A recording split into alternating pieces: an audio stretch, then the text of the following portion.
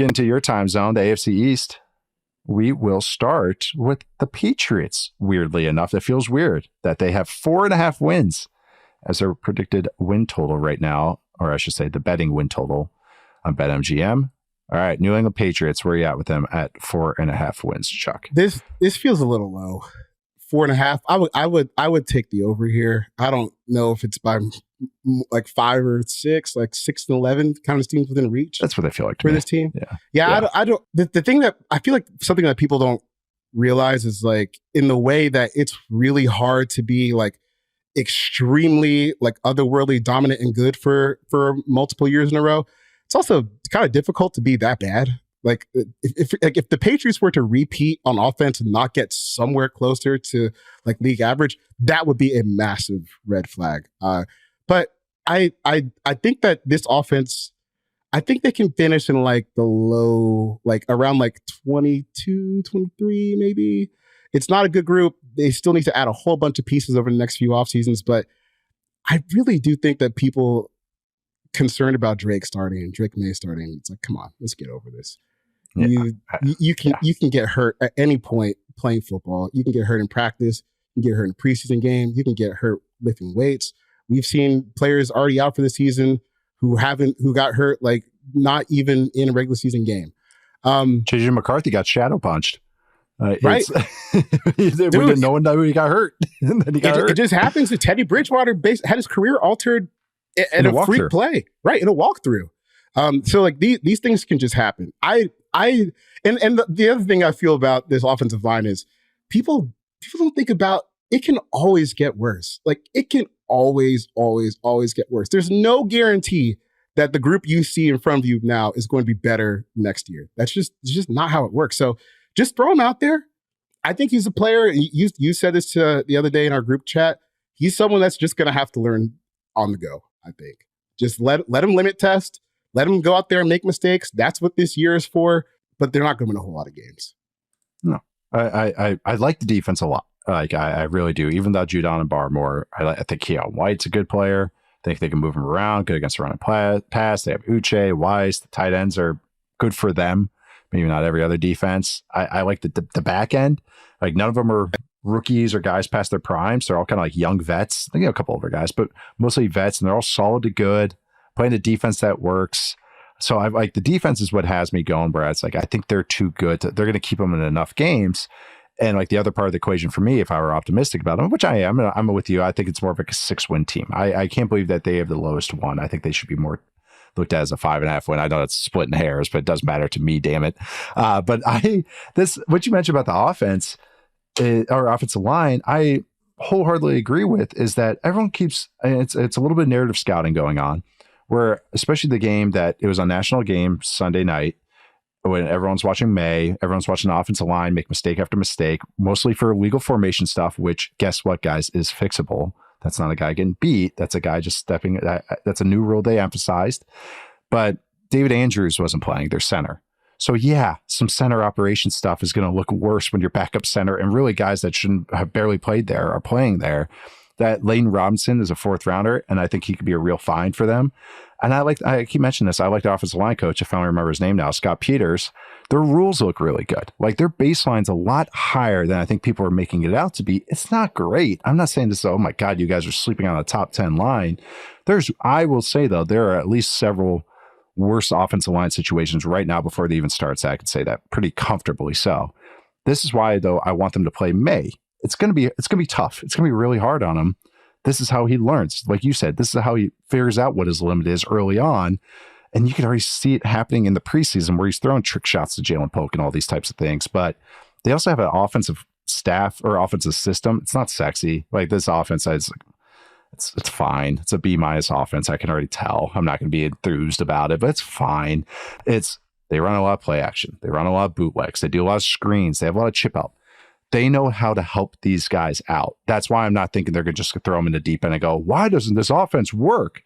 They're actually going to have some answers for them. And that's why I've come around to, at first I was like, yeah, keep May out. The schedule's so tough. And now I'm like, just screw it, play him. He's a better athlete. He can mitigate damage. Watch him get rid of the ball before the defensive linemen were getting in there the other night.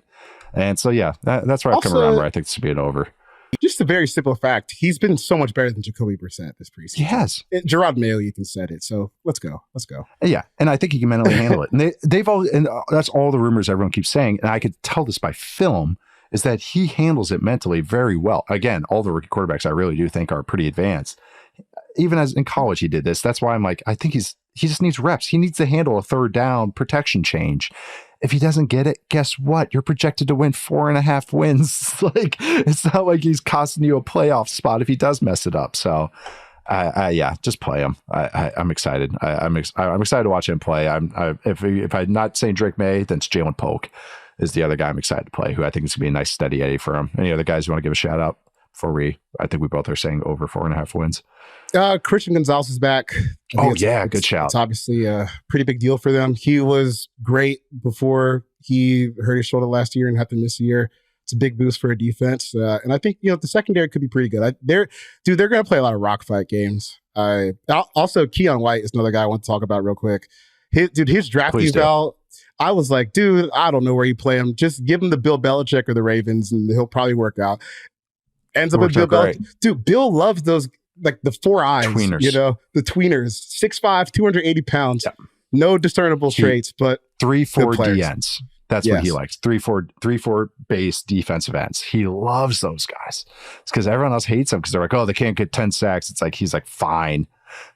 I'm just going to push the pocket. Yeah. And you ain't going to run on us. Hey, guess what? You want that receiver to block one of these 260-pound linebackers? Have fun. Hey, it works. 4.5 wins. I say over. Yeah. And I say play May. I really do. Let him make mistakes. Let him run out there. I think, though, he's further along than people are realizing. I'm pretty excited to watch him play. I hope our picks are like mathematically compatible, like our over and under picks. My AFC South, I think, is already screwed.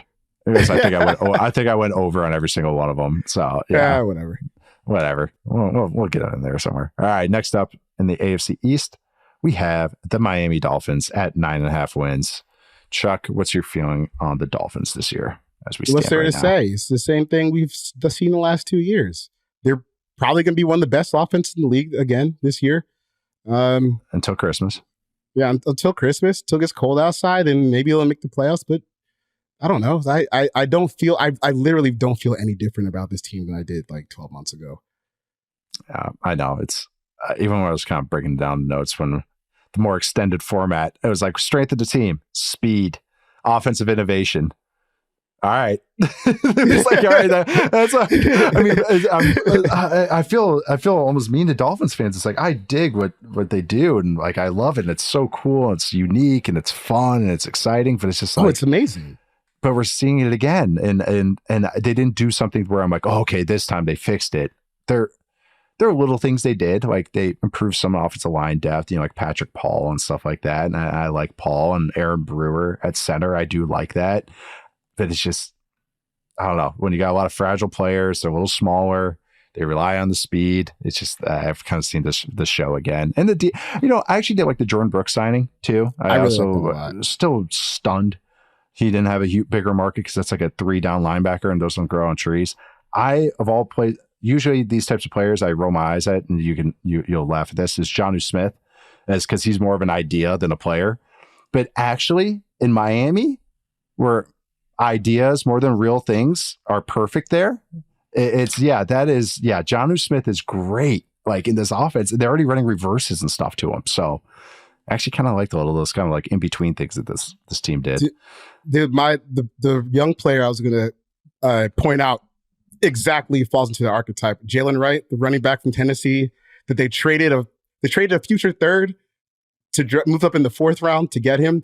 And like my eval on him out of Tennessee was like, fast, blind as a bat, needs runways. And then he landed with the Dolphins. So it might actually work for him. That's it. I know he's a guy usually I'm always so low on. I was low, but it's like, all right, he's big and can run, but it's like all his best plays were the cleanest path, like blocked out stuff. I think he had the long run against Bama that I saw 500 million times on Twitter because it was like his one good run where he actually hit like in between a gap.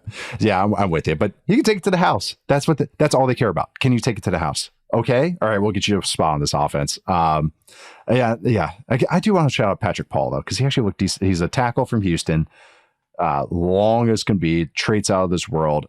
does not know how to use his hands. Like he likes the bear hug guys. They fixed it already a little bit. This is why I was high on him. And that a guy like him is huge for them because they have so much offensive line depth issues and injuries every year. Or even if he's not great as a rookie, even he's better than what they had.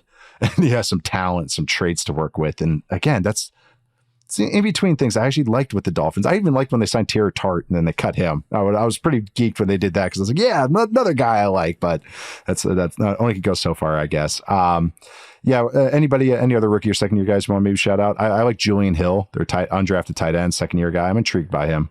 That's kind of a deep shout out, hipster shout out, because they don't have first round picks for forever. I'll go with Chop Robinson, the first round pick, only because I think his job is going to be so simple this year. Dude, they have a huge defensive line. Calais Campbell, Zach Seiler, Benito Jones in the middle. Those guys are all 300 plus. I think Benito Jones might be like 340. It's a big boy, but I feel like that's a big boy.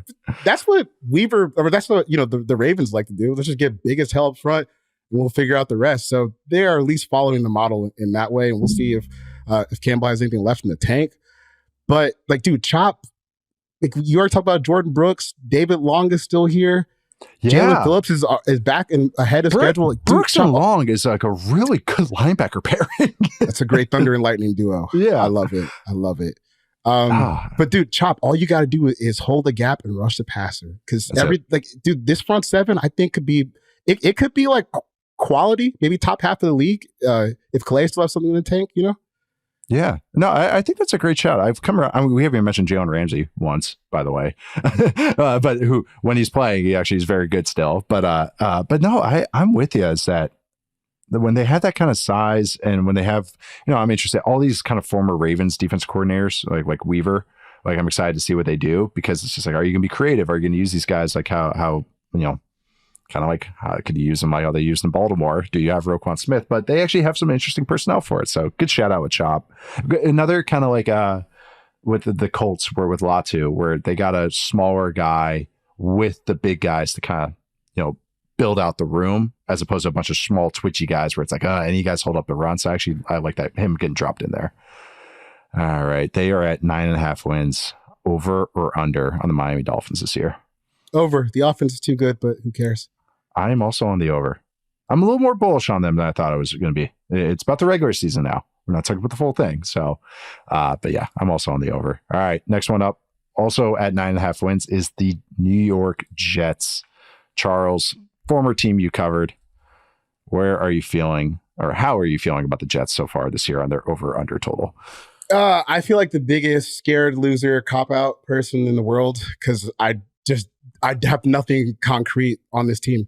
Dude, the Aaron Rodgers thing, I feel like it's a way bigger question mark than people are talking about. We're kind of glossing over it, aren't we? Dude, he hasn't.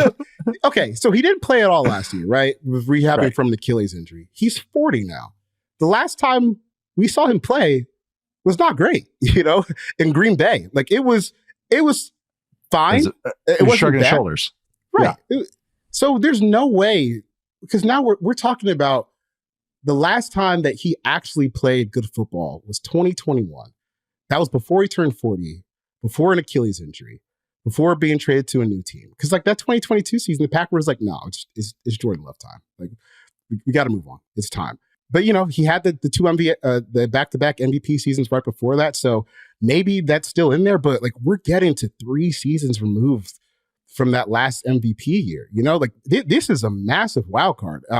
And the reason why I said I feel like a cop-out is because I don't think that any result here should be unexpected with Rodgers. If he's good, you should expect that. If he's terrible, that would not be surprising either, because he's had such he hasn't played in 2 years almost. Right. But they still got, and I feel the same way about the other guys, like Tyron Smith, Mike Williams. If they can stay healthy, it'll probably be pretty good. But it just feels so fragile, and I don't know what's going to happen, that I'm probably going to take the under here. Like at 9.5. Yeah. It's the fragility of the whole operation is what I said, and a reliance on a 40-year-old quarterback coming off an Achilles tear. Doesn't matter who it is. If you just told me, if you just took the names away and you just made up the games they played and the injuries that they had, wouldn't you be freaking concerned about what this team's going to be? And wouldn't you be betting on injuries to reoccur if the guys have been hurt before, like Tyron Smith or Mike Williams. In this case, Elijah Vera Tucker, who a very good player if he can stay on the field. But the thing is even if they have more depth, like a guy like Olufushanu, who I'm very excited about, if a guy on the inside gets hurt, inside being guard or center, okay, where's the depth there? It just gets a little dicey with any of those guys get hurt. Mike Williams goes down. Are we really going to trot out Alan Lazard? Like, okay, and then Malachi Corley, who is, handpicked as Rodgers' guy, so I'm sure he'll get some reps this year. He's a gadget guy. He's a receiver 5, jet sweep, crosser type of guy. That's a work in progress. No, he's Deebo Samuel, actually. Oh, God, I know another one. Is this a Deebo? But each of these guys, there's a timeline where this works and this is top 5 and holy crap paired with this defense and holy crap, this is a really good team. It's just if you're a betting man, what would you be betting on? The stuff that's happened so many times before with all these guys or the 40-year-old with an Achilles? Like, once you bet on that not going as well as you planned, that's what I kind of keep coming back to. The D-line depth isn't kind of what it was. It has high-end talent. Quinton Williams is a star of all stars. The linebackers are good. They play fast. They have other players. Still haven't figured out the Reddick thing. Is his fine number, $2 million now? More than 2. It's ridiculous now. I know. I could film an independent movie with it. But I would have to imagine at this point, you have to respect the idea that he might take it to the regular season. Trent Williams already said he will. You were Trent Williams is on Reddick. I know, right? That is the big favor. Yeah. That is a big wild card here, though, because if he's not here, then you're looking at some pretty shaky defensive weird stuff. Yeah, the guy I want to highlight was Will McDonald, only because his path to the NFL, just like schematically, is bizarre because they're playing all these. You're obsessed with this because you hate Big 12 defenses so much. I hate it so much. Like, it's one thing when Georgia has 280-pound guys playing 4i, right? I can live with that. But when Iowa State is putting 235-pound Will McDonald at 4i and asking him to hold up against double teams, dude, what are we doing here? I know. I feel like you would be better served. Right. My scheme, yeah. Well, dude, put him on the edge. He's got NFL, athletic ability, but my worry is he's just so far behind the 8 ball that it might not happen for him. Like in the first game against the Commanders, he takes the widest angles because he can't push through someone. Around. He's a run-around guy. The hoop. He runs the biggest hoop that you've ever seen. So his development's going to be huge because if Reddick's not here, they're going to need him to step up. I don't think Jermaine Johnson can be your number 1 edge rusher. So Hassan, go to work. Yeah, they just lost some of that kind of minutia guys like this. You mentioned a few of them earlier on other teams already. They kept, it seems, on their initial 53, at least a little bit. This was reported earlier. They're keeping 3 undrafted free agents on their defensive line. Eric Watts from UConn, Leonard Taylor from Miami, and Braden McGregor from Michigan. Kind of all players like McGregor actually kind of like. And Taylor was a highly recruited guy. But again, that's 3 undrafted free agents. That's kind of like indicates kind of where this D line's at, where it's like this used to be one of the strengths of all strengths, and now it's just, more question marks, even though I think it's still going to be very good. Still think the back end rocks. The DB room is awesome with stars and very good players at every spot. I think you'll be able to run on this team a little bit. I think that's where, if I were an opposing offense, that's what I'd really be testing. Easier said than done. So when we're doing the more extended notes, I had player thing you're most excited to keep track of or whatever, and I just had the medical reports, just questionables, doubtfuls. That's what I'm going to be looking at every single week with this team. I mean, I had Fashanu, who's probably going to start rookies, yeah, and then Braylon Allen, because I kind of it's going to be tough to get touches away from Breece Hall, but I like his talent a lot. I think he looks a bit more explosive than he did at Wisconsin. Because I remember when he was 17, starting as a freshman, I was like, oh my god, this kid's the next one. I don't think that's totally gone, but like if we're looking at this from like a fantasy-ish perspective, it's not the best situation for him. But I do think like when he gets in the field, he should play pretty well. Yeah, I'm pretty high. I liked him in the draft process. I just got yelled at for being a homer But I liked him. He's big. He's got nice feet. He can catch better than people made it out to be. He's not going to be running choice routes, but he can catch the ball real well. So I liked him. That was the guy I had as well, because Breece Hall is a star, extremely good player. But this is a really good number 2 that they have now. And I think their run game is going to be pretty good. Like Hackett and it's Rodgers' offense. Let's call spade a spade. But they're going to run the ball. There's going to be plenty of zone. There's going to be plenty of under center runs. Like that's what this offense is built off of. So they're going to get opportunities. Maybe in the red zone they don't get the touchdowns because Rodgers just goes fade. Let's get those numbers up. But it's at 9.5 wins. You taking it over the under? Under. I think 9-8 sounds about right. Oh man, I just don't know what to do with Rodgers. I'm torn on this one. So I'm going under, but I think it isn't. I think it's an 8-9 or 9-18. But I do like the Jets where they're at right now. But it's so fragile that I just can't just say that. I picture the under hitting more than the over if I were looking at this. So, and I am looking at this. That's why we're doing this. All right, now last team in the AFC East. We're almost there. 5 teams left, and we got this. We got this. AFC East. We got the Bills at 10.5 wins. This one was tough, dude. 10.5. That's a tough number for this team. Only because like this is the year where, or maybe the first year where Josh Allen is like dad on offense, where he's like, dude, it's him and a bunch of young receivers, Uncle Josh, Uncle Josh. They got some young dudes on the offensive line too, but I still think that, dude, he's so good, like comically good in a world where Mahomes doesn't exist. Like it's him and Lamar that I think duking out for the best quarterback in the league. And like I personally am a Lamar Jackson guy, but there's no problem with someone who says they would take Josh Allen over him. Like he's really that good. So you have like this albatross in the middle who can kind of carry you to at least like where you think you want to go. Now it's just about, all right, we got Khalil Shakir, who's going to be probably your number 1 receiver this year, along with Keon Coleman. Maybe there's a 1A, 1B thing there. That's a big shift from where you've been over the past couple of years with Stephon Diggs up until like the back half of last year. It's really just about the faith in Josh Allen, and you're going through a transition period on defense too. I would be inclined to take the under. I still think they win the division. Or maybe like they get to like a late season game against the Dolphins that helps them win it. I think 10-7 feels about right. Yeah, that's kind of where this is a transition year. It is. They still have Josh Allen. I keep coming back to that. That's first and foremost. You have that. Okay, cool. I really like the run game. I think that'll help them keep afloat. They're going to be more in like glorified ugly games. It's going to feel like than like I think we're used to sometimes with this Bills team, where I just feel it's going to feel more like that second half of last year where it was more 2017-ish. But I do like the reconfigured pass catchers. They're young. We'll see. It's a greater the sum of the parts. I think Diggs would take away some things at the end there as much as they brought along, as far as just kind of like what he was willing to do and what he wasn't willing to do. You got some young guys that are willing to do some more dirty work stuff. Keon Coleman and Don Kincaid, I think it's going to be really cool, kind of like double slot, power slot kind of thing going on. We'll see how it kind of an operation works out. I like the run game a lot, though. That's what I always come back to. I already mentioned it, but it's just they're pretty innovative with some of the stuff they do. Like I shouldn't say innovative. They're on the forefront. I guess that's the same term. Way to go, Nate. But it's same thing. So the dart run concept, which is the tackle pull, they'll do that. But these aren't new, but it's more of a college thing. They're one of the few NFL teams that majors in it. But then even in this preseason, they're doing a little zone tweak. Now, a zone run, nobody pulls on typically. They would, in the past, would have Mitch Morse pull, which is a classic thing my dad used to do with Jeff Christie and others.